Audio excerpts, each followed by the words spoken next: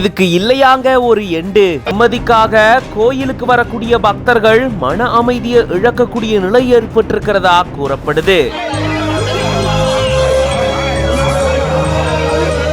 வைகுண்ட ஏகாதசி அப்போ பிரபந்தம் பாடுறதுல மீண்டும் பிரச்சனை பூதாகரமா வெடிச்சிருக்கு.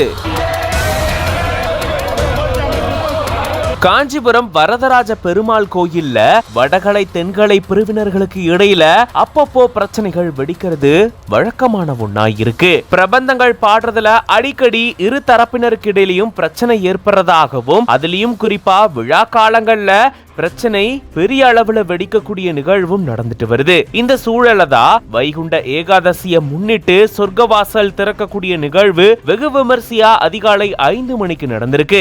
இந்த நிகழ்வு அப்பதான் பிரபந்தம் பாடுறதுல வடகலை தென்கலை பிரிவினர்களுக்கு இடையில பிரச்சனை ஏற்பட்டிருந்திருக்கு. சொர்க்கவாசல் திறப்பு நிகழ்வுக்காக நூற்றுக்கணக்கான பக்தர்கள் நீண்ட வரிசையில காத்துட்டு இருந்திருக்காங்க.